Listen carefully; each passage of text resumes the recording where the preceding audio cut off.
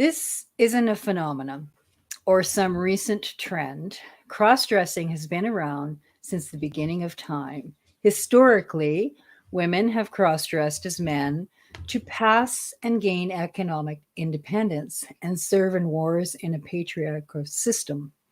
Cross dressing is everywhere in Greek and Norse mythology, music, movies, cartoons. So, why do some think it's okay in pop culture fiction, but not with real life people? We are going to look at the pursuit of truth and dispel the myths of cross dressing. Savannah Hauk is a advocate and speaker who supports cross dressing men, cis partners, and their families discover their true identity.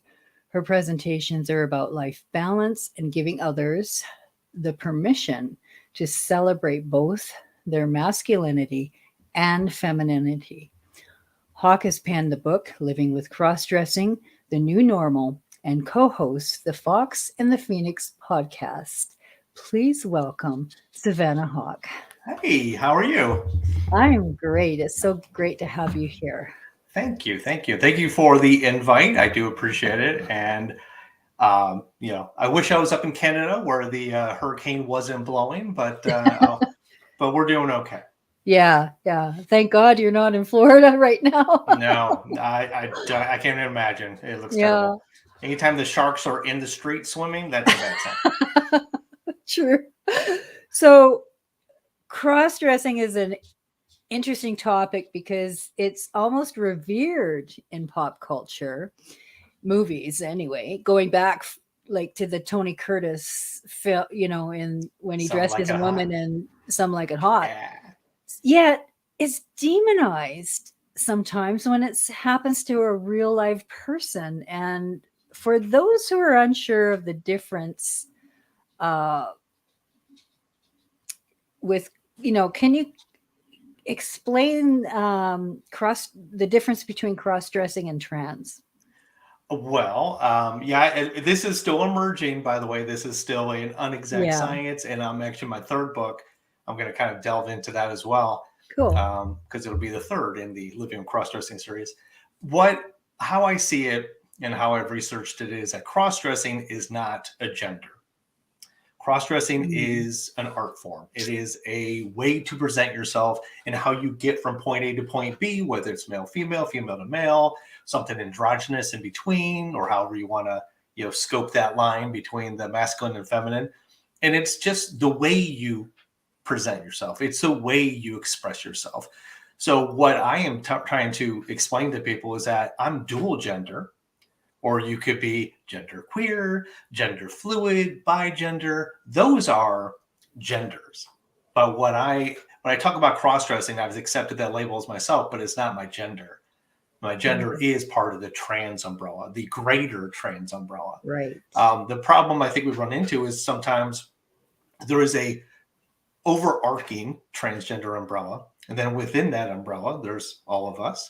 And what happens is there's also a subset of transitioning folks Hmm. that are also transgender. So sometimes the lines get very muddy in terms of the self-labeling for yourself versus the culture and the community at large. So Yeah. because they both share the same word, and you call yourself a cross-dresser, all of a sudden you're way over here on the left side, almost in the rain, because you're not accepted as trans. But in reality, we're all trans. We're all Yeah. operating across genders. So anything that's operating across genders is trans. So But I love that explanation because that really simplifies it. Is transgender is a gender, and cross dressing is kind of your persona in a way, or it's the your pursuit. look. It's the verb. But yeah, it's actually the action that you take in order to Yeah. achieve the representation of your gender identity. So Right. absolutely, it is something that has been misconstrued. I think we've spent so much time, like you said, demonizing and parroting, cross-dressing. Not Yeah. necessarily like cross-dressers, but cross-dressing has become like a joke. Yeah, Even as I you love said in that. cartoons, Bugs Bunny looked like a beautiful woman there in many of those cartoons. So for me, it's like that was really my first introduction to seeing anybody in quote unquote drag Yeah. was watching cartoons with the Looney Tunes. But yeah, it's something I'm trying to kind of demystify. We do that in our podcast, the Fox and Phoenix, and also the fact that we need to start separating and pulling apart the words so that it just doesn't become another umbrella statement that everybody just kind of throws into a box and assigns meaning to, when in reality it has nothing to do with the trans experience other than the presentation of it. Yeah. I love that. That's great. So when did you know that you were gender diverse, and what does being gender diverse mean to you? Oof. Well, I won't say I knew what the words were, but I mean, I knew I was different, Right. probably between 5 and 7 years old. Wow. I was very attracted to the clothing my sister wore, and what my mom put out after doing laundry and folding up. I had really had a draw to like what that was, the softness, the shininess, the form fittingness of it, like all these things that I shouldn't like as a boy, but I did. And so I just knew it was a difference, but I never knew there was a word for it. And unfortunately, the word that I finally realized denoted what it was to me in the 80s and 90s of the last century was, transvestite. And that became then Oh yeah, right. crossdresser. I almost forgot about that word. Yeah. Well, I think we all did because it became so stigmatized, that word, I that, only remember it from the Rocky Horror Picture Show. and well, look, even though he was, Tim Curry was embodying the transvestite, Yes. and not apologetic about it, it still was very much taboo. It's still very much like underground, that film. Mhm. So it just became more and more stigmatized. And then crossdresser was kind of the one that we replaced it with. Like, let's put that little stigmatized word over here. But then crossdresser became, because by association, it became the same thing. Yeah. So, but then I think it lost all of its meaning, because if you look at Magnus Hirschfeld in the early 1910s, he coined transvestite, and he coined it as part of the trans community. And if you go way back to his origin, you see that like it had a lot of power, then was demonized by the Nazi party and being Right. the sexual deviancy, and he was trying to normalize it. And then it just took just a massive turn over the series of decades to where it is now. So, And it really is fascinating how it's acceptable in pop culture fiction.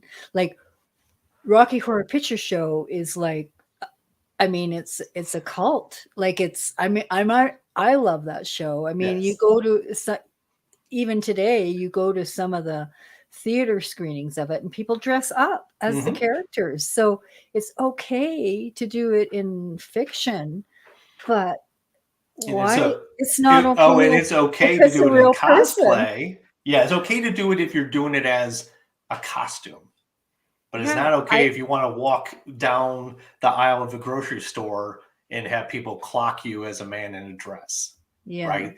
But yet you're probably wearing jeans underneath your frame there. It's okay for women, which they had their own problems and their own fights in the 30s and 40s trying to get the okay to wear pants, yeah. because even that I remember dressing those was days. yeah, so even that dressing was, you had to fight for your right to just wear comfortable clothing. And World War II helped with having women in factories, when men were away. So they gained a lot of ground and independence for their own fashion to wear what they want.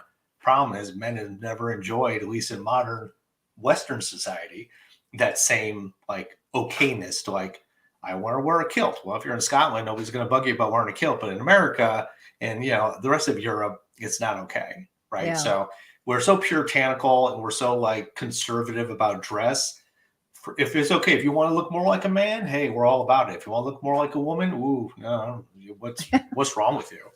It's like, I don't accept that. And I don't know. I wish it was equal. I wish that Yeah. we all could wear what we want, but just we're still Well, not I there yet. mean, women get trashed too. I mean, look at Lizzo was on stage, and I think the only reason she was trashed for playing that uh, historic flute was Mhm. because of how she was dressed and that she's overweight. Really, Oh, that's well, I really mean, that's that's yes, the key, right? It had nothing yes, to do yeah, with her playing the flute or this historical moment. It was what she was wearing, and it and how could was you her at that weight. weight? You're not, Yeah, socially acceptable as the perfect model.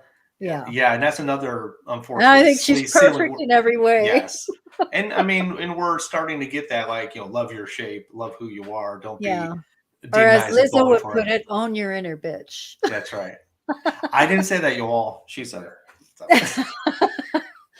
Yes. So what what is it like? I mean, I can't even imagine knowing this about yourself. It's something you can't really stop, Mhm. wanting about yourself. So, what is it like to actually live this a double life? Because it takes a long time, like just being any gender, any gay or transitioning person. It takes so long for somebody to have the courage to come out.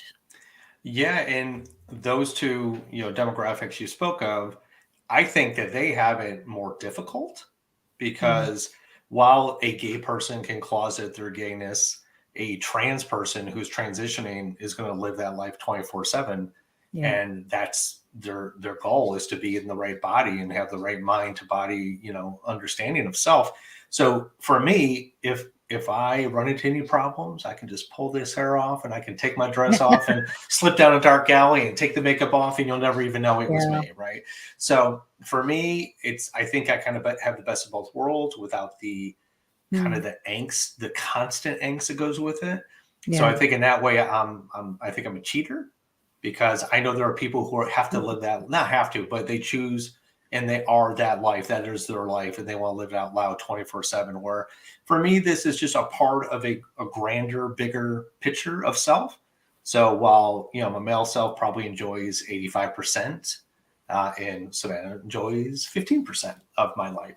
Yeah. So for me, it's my balance, and every balance is different. And if you are kind of moving towards a transness of transitioning, that all of a sudden you're going to find that like you want to be that woman more and more, Yeah. and that's your discovery path to find it.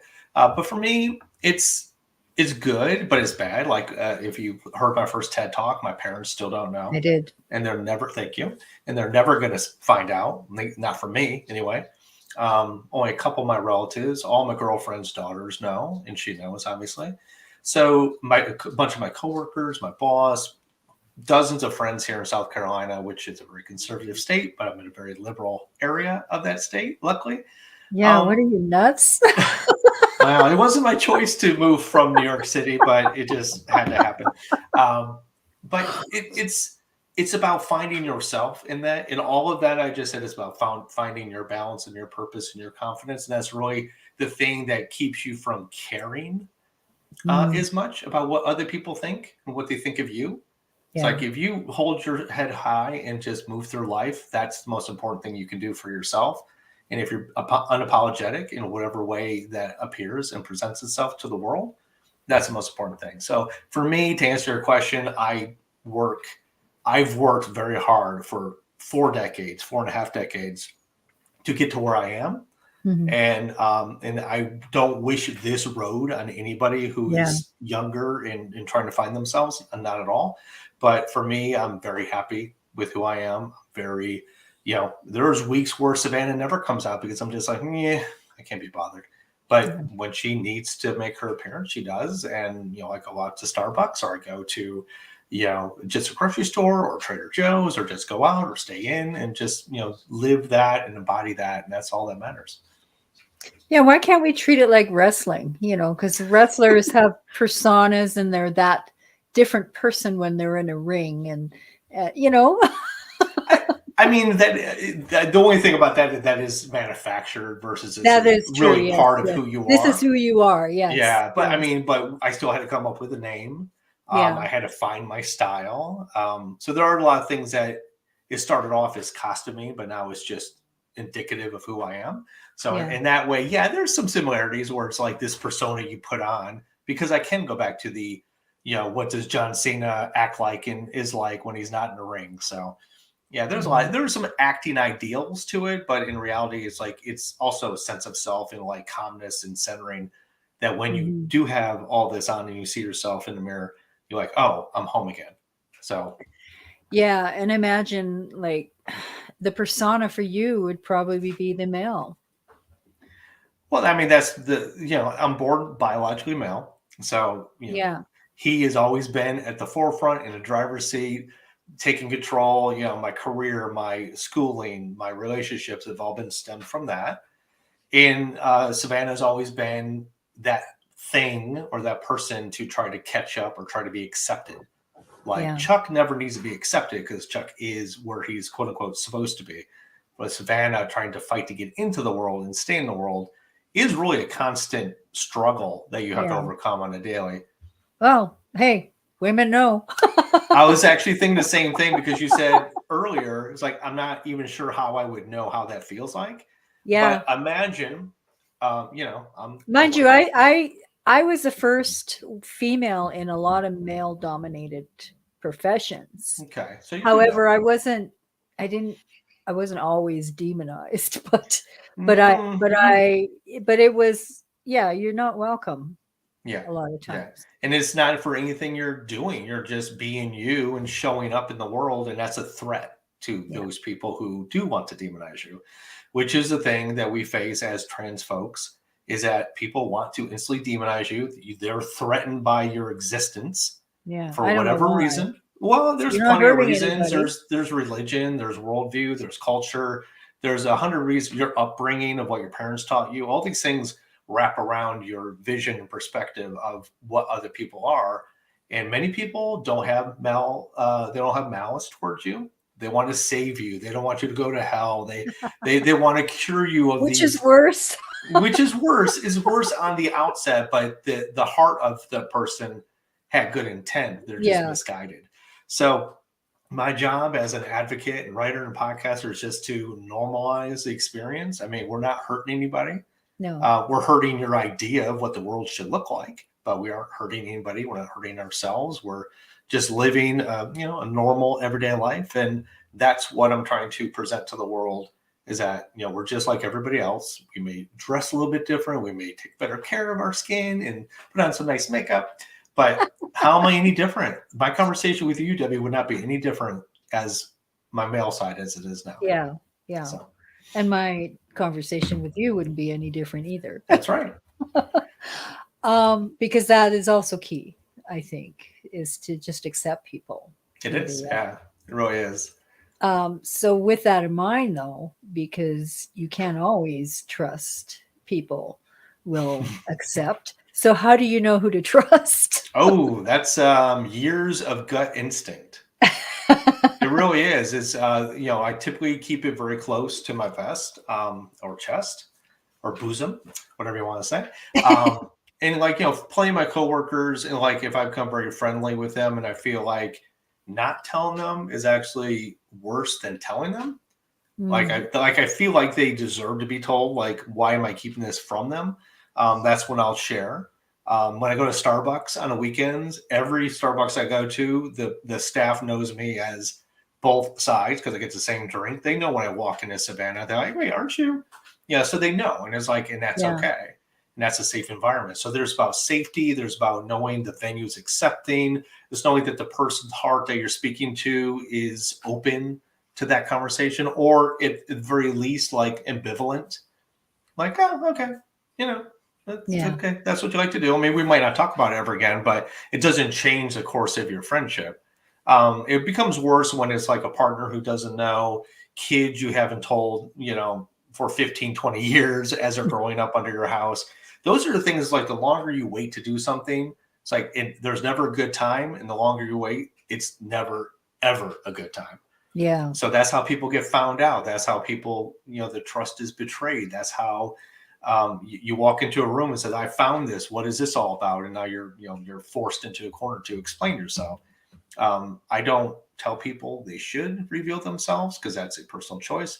But for me, it's just easier to just have that as part of the relationship, part of the person I am. Because if not, then it just is a shame Like all of a sudden I'm self-imposing shame onto myself because obviously there must be something wrong Yeah. with me for not telling somebody. Yeah. And because people are so afraid of whatever, um, do you think it matters whether it's male to female or female to male in how people are treated? I think because of the way fashion has evolved over time, that somebody who's female who wants to be more androgynous or more masculine is much more accepted in Mhm. society. I mean, they were tomboys. Oh, look at that girl. She's such a Yeah. tomboy wearing her overalls and, playing with frogs. That was the label set upon them. But in reality, especially in Western culture, if you're in a patriarchal society, striving to be more man-like is actually a good thing until you hit those brick walls of like, well, if he's a man, he's aggressive and Unless assertive. If you're he's a in woman, business they're and a then they bitch. call you the B word. Yes, exactly. So there are some limits to that, and those glass ceilings are pretty sad. But I do believe that women adopting more male-centric clothing persona is much more accepted to a point than anything that if a man wants to look more feminine. All of a Yeah. sudden you're put into a drag culture, you're put into gay culture, you're put into a feminine culture. All of a sudden there's something wrong with you because you don't want to be a man anymore. Although I think about the women who had to dress as men and could lose a lot by getting found out was back in the Civil War or Mm-hmm. other wars where women weren't allowed, or even in sports. It hasn't been that long since even just minor hockey has accepted women to play hockey. Right. So, but there have been women who try to pass as boys just to play a sport that they loved. So, Mm-hmm. yeah, it's crazy how what we do to find our own way. So,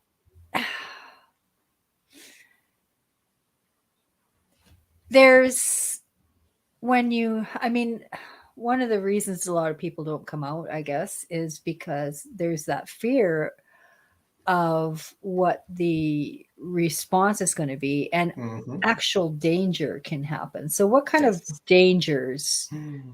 uh, are around today? I mean, I guess you don't have to guess, but I mean, it's alarming, the statistics on even just with the transgender people, how many are murdered every year. Oh, yeah. Then that is so prevalent with trans women of color and minorities Yeah. in sex work. Also, those kind of all tie together in that statistic. Very sad statistic. You have trans youth of all types who don't, even in this era, even in 2022, we are facing misinformation, we're facing bullying in schools, they're found out at home, and then now they're kicked out and have to find a place to live. And what does that housing look like, if any? There's I believe it in some demographics it's a 3x suicide attempt rate between a trans youth or a gay youth versus the same demographic in the cis side and the hetero side. So that's staggering, and that's all based again on bullying, not having support at home, being deviled at school, not having a safe place to go. I mean, there's so many laws now coming on the books in red states that are keeping that from even being a conversation anymore. Yeah. So that's we're now going into this little backward slide to try to limit these people. When it comes to adults, you have people who, like myself, really didn't know anything about ourselves or know what it meant. You could be in a relationship and get found out. That could, if your partner is not accepting or ignorant of what it could be, what it means, and fearful, you could lose that relationship. You could lose your children. I know one person who Mm. transitioned, not fully, but medically transitioned to a point so far. And law had has three sisters, and two of the three don't even want her to be part of their lives for holidays or family gatherings or anything. But they were completely fine previously. Yeah. But the thing that's happening, they can't accept. So in those ways, it's about rejection. It could be you're found out at work, or you tell your boss, and if you're at a what's it called? Uh, I forget what's called here in South Carolina, but like basically it's like you enjoy employment for as long as your boss wants you to be there. Yeah. They can terminate you. Yeah. And so even though there's LGBTQ protections on the books in different states and at the federal level, there's still something that you could have the perfect record and then come out as trans, and all of a sudden somehow you get pushed out of your job. So there's a lot of things that are dangerous aside from just physical danger. There's financial stability. There is having, a relationship with your loved one continue. There are many things that can happen. That's why I always say it's so important to be the most confident about who you are. Yeah. Because you're going to need that if any of those things were to happen. And you got to find a support system. You have to find the right people that will be there, even if your, God forbid, your parents disown you. I mean, I can't even go there, but. Well, luckily, I don't have too much concern about being disowned. And my parents don't have anything close to internet. So I don't think they're ever going to find out inadvertently unless somebody tells them. So you're not really speaking your own. Well, like I said, they're older. My parents are very, very, very anti-LGBTQ, and they've talked about it in many ways, even more recently. So you're not dressed as Savannah when you go to the Christmas party. Not at all. No, not at all. And it's unfortunate. I would like for them, but again, I don't want to take that chance. For me, what's the risk reward of sharing? Is it for me? Is it for them? Is it wanting to be a full individual and share my joys and my triumphs and everything I'm doing? Is like saying, hey, I was on the Locker Room for Growth show. Those things I can't share, but who does it benefit? Just like accolades and pats on the back for me versus possible just antagonism between us. So in that case, I just choose the easier road. Yeah. It's sad though, that you can't own your truth, like own yourself when you're around. And that's why I'm saying sometimes I feel like a cheater because I can pick and choose what I want to do versus somebody who's living that life out loud full time. So for me, I do have, have some outs, but I try not to break in case of emergency too many times because I do want to be out and I do want people to know who I am and share in that kind of celebration. I'm not ashamed of myself. The risk reward sometimes is the key to why you do things. Just to put an exclamation point on it without naming any names, can you share a story that hones the kind of like what some people go through, such as yourself or some of your friends, when they have been found out? Because I'm sure you've seen a gazillion horror stories. Yeah. Can you just maybe find one in there that really tells people this is what the reality is? I mean, like I said, there's so many stories. Yeah. For me, I'll just speak for me. Like in the 90s, I came out, self-accepted the word transvestite for myself. Very excited. I was celebrating. I wanted to tell the world about myself. I was married at the time, and she was on her own path of self-discovery and realized that she was a lesbian and embraced that. So we split up, which is ironic. We split up for completely different reasons, not that. I was with other relationships. I vowed to always tell that person right away. And it didn't always end up good. Like I was going to the clubs in New York City in the 90s. It was like the heyday. But I was with a woman for 15 years who knew about Savannah, accepted Savannah, but then over time, it grew into resentment. It grew into some sort of shame spiral that was kind of put on me. So I went from being completely out and like having a good time and enjoying life to this person who was constantly becoming subservient to somebody else's happiness. So as a result of both them pushing and me pulling away, I went back in the closet. I didn't go any place for like the last 7 years of the relationship. And Savannah may have made an appearance once in a while, but not really unless she wasn't home. So all of a sudden, it became a very underground, very secretive existence for Savannah. It was like, oh, wait, she's going to be gone for 5 hours? let's put everything on and do it. And it's Yeah. like rushed. It was manic. There was no joy to it. It was just No. almost the survival mode. So toward the end, I reasserted like I wanted my own happiness and started coming back out into the world. This would be the early 2000s, and moved to South Carolina, went back into the closet again, but not because I was afraid of what was out there in a conservative, Yeah, no kidding. conservative state. I wasn't sure, but that was my own like a stereotype of what I thought people were like in South Carolina, and I was also wrong. I assumed they would treat me a certain way, and I thought they were a certain way. So Well, in it's hard reality, not to, because isn't that the state where they had that bathroom law? that was North Carolina, Oh, but North, close, well, but close okay. enough. Okay. The problem is like I made an assumption about what people would think, and I was looking for a replacement, like security bubble of people like myself, and then realized that the bubble couldn't be what it was. It's never going to be replaced from the one in New York. Made something bigger. Found people at PFLAG, parents of trans kids, gays, lesbians, trans masculine, just a bevy of everybody under the umbrella, and realized that I needed to reassert my happiness again, to find who I was and be happy, which is where I am now with the books and the podcast and the TEDx's and the advocacy. It's always based on I didn't need to do it in New York. There was plenty of people to do it for me.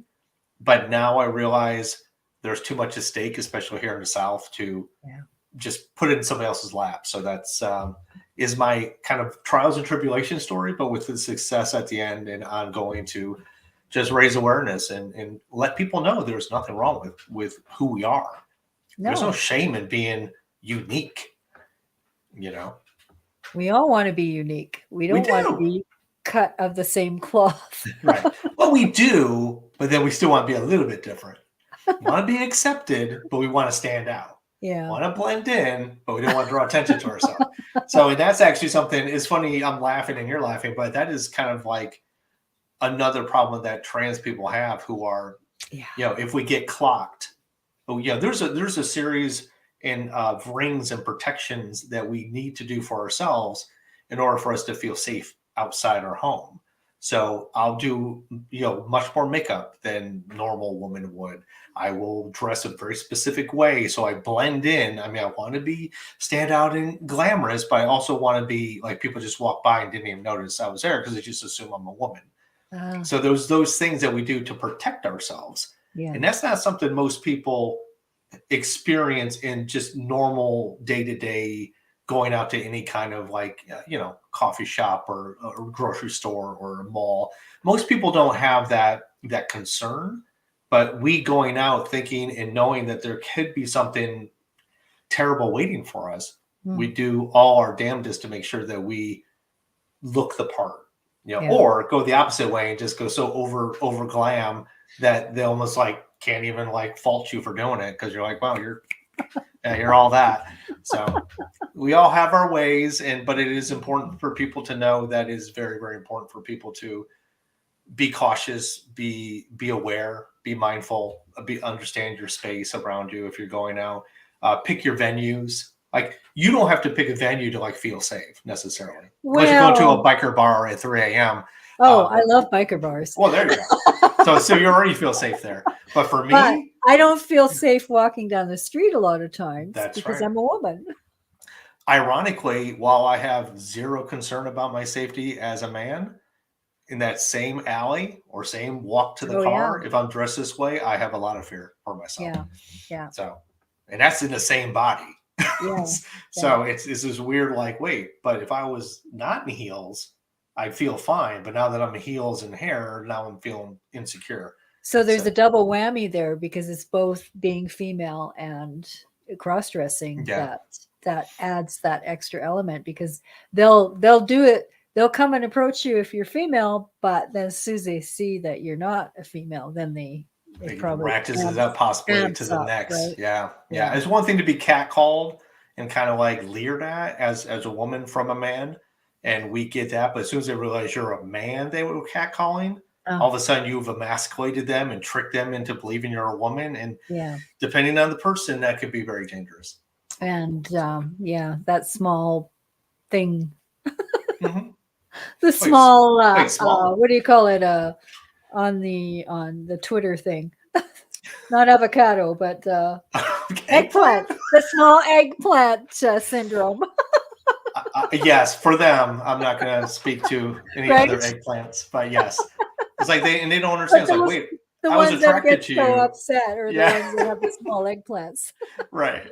And it's just funny because even they don't understand that just because you're attracted to what you thought was a woman, and because your body is reacting to it, just because Yeah, you find out that person is actually biologically male, that doesn't make doesn't make you like all of a sudden be like, oh, I'm gay because I was attracted to a man. No, you right. weren't. You were attracted to But somebody that's who's their really logic. good at looking like a girl. Yeah. So don't fault yourself. There's no shame in that attraction because that's just the attraction you already have for cis women. I So mean, there's been times where, even as a female, you get questioned whether or not you're lesbian or not, because mhm. sometimes you don't know, right? And I'm not, but I have been, hit on a couple of times. All It's like, right. That's sorry, that's sorry. that's a feather in the cap. It's like, hey, even the girls like me. But What I can I also say? have gone to a gay bar too, so Well, I've done it I all. guess if I've they done kind it of all, man. assumed if you're in a gay bar, you might be gay. Well, I no, don't. that didn't happen in the Oh, gay okay. bar though. So you're going to So, the straight bars so and being there's hit on by that. women. So Okay, there's gotcha. that. Yeah. I remember I was with it was a football weekend. We had meetings all weekend, and we were in Montreal, and we were taking the train. We're coming back from the bar downtown, and I'm with 7 guys, Mm. and these 2 women are on there, and I'm like, checking me out. I'm like, All I'm right. kind of with these guys, we're, anyway. Hey, like I said, just enjoy it and be like, well, I I know, still got right? it. I still Just got it. let it go. That's right. No, it didn't bother me. Good, It good, was good. just weird. It was just weird. So tell us about your podcast. Well, COVID, being a terrible thing, was actually the birthplace of the podcast. I met my co-host on another podcast. It was like a after party movie review. So we watched a trans-centric movie, and the host had a bunch of guests from previous episodes. So I met Julie Rubenstein from Fox and Hanger, and that's her business for the trans community. We just basically hooked up by email, and she said she has some ideas, and we started off in one direction, and we said, wouldn't it be easier if we just did a podcast? And then we just figured it out. We figured out how to do a podcast. I figured out how to do post-production, slowly but surely. And like by the end of that, I think that was 2020. So if it was April, May when we met, by August, September, we had our like 12 episodes in the can to launch. And the Fox and the Ficus podcast was born. Cool. And we're over 100 episodes. We're on a little bit of a hiatus until next week, October 5th, which will come back. I think we have another 9 episodes in the can for scheduled. So yeah, we're ready to go, and we're going to keep going until somebody tells us to stop, I guess. Yeah, I suck at production, but Well, that's why I Julie gotta has find me, somebody to because help me. I'm good at the like editing. So Well, I can edit the stuff. It's the how people have like music and all that stuff in the front.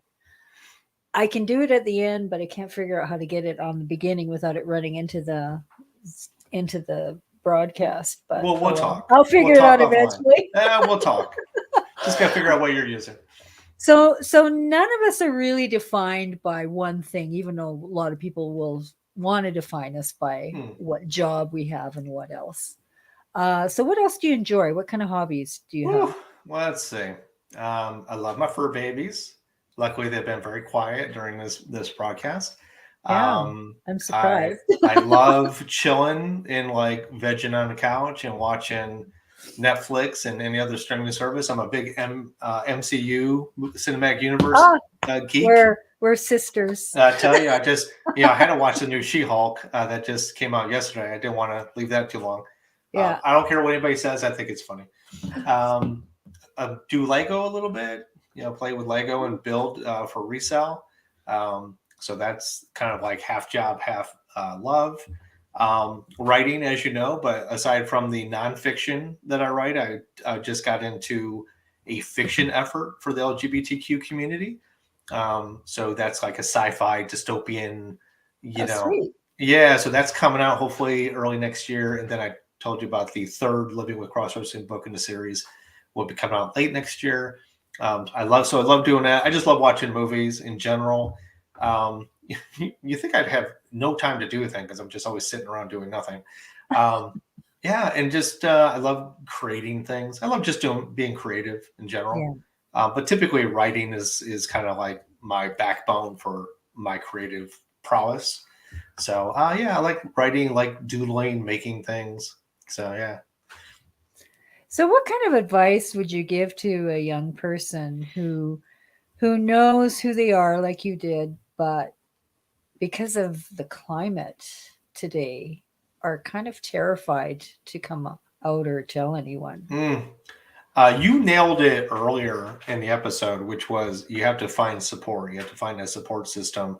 Unfortunately, a Where do lot you of people. look for it? Well, good thing you asked because again, you could be in a small town and not be able to find physical, in-person support. But the internet is both a terrifying and wonderful thing. And if you go to different places, if you find organizations that can point you to different chapters in different places around the country or around the world, even you can find meetup groups that you can find like-minded individuals. And that's easy enough, but it may not be easier for you to get to the place they are, but it's a way to like find what's out there. I found PFLAG, which is Parents and Guardians for Gays and Lesbian Youth. Mm. They are typically very friendly, and I know they have chapters around the country here in at least the United States. I don't know about in Canada. So there's just like you just got to put like LGBTQ resources near me, Okay. and that's going to be your first step. And you should be able to find organizations that have either a list of places or not safe houses, but safe havens and resources and clubs. It should be easy enough to find. The problem is like depending on where you are in the country or in North America, you might be in a very rural space with populations not so dense, and you'll have to travel or you'll have to rely on being online with people. The only thing I caution about is when you are on social media, when you're on Facebook and Instagram and Twitter and all the other socials, try to be very mindful of the people you meet. Mm. Try to be very protective of your identity and who you are, and don't give everything away on the first person who seems to have an interest in you. So be thoughtful, be mindful, be smart. Just protect yourself first, number one. And if it's too good to be true, it probably is. Don't fall for the people who want to give you money. Don't give away your identity. Obviously, all those things apply. But yeah, for the community, you should just like word of mouth find people and find places that will help your experience. Yeah, yeah. And of course, most of the major, I know that here in Canada, most of the major cities have pride parades. So obviously, there is a lot of urban support Right. groups. Yeah. And if there's a pride event that's 2 hours away from you, I mean, one, you got to make sure you can get there without arousing suspicion if you are closeted. But if you can make that trip, you're going to find dozens, Yeah, if not those hundreds of feathers will people. kind of show up in the car there. Oops. So yeah, just obviously you want to be very smart, but like if that's I'm going to one Carry step. Fest. All honest. I'm going Yeah, to right. Carry Fest. I'm going to Coachella. Don't worry about it. Well, that's great. Well, thank you so much for being here, Savannah. It was I just loved having you on. Oh, you too. I mean, it's your show, but I love being here. And if you want me to come back for follow up, I'd be more than Awesome. pleased and honored to do so. Awesome. Thank you so much. Thank you.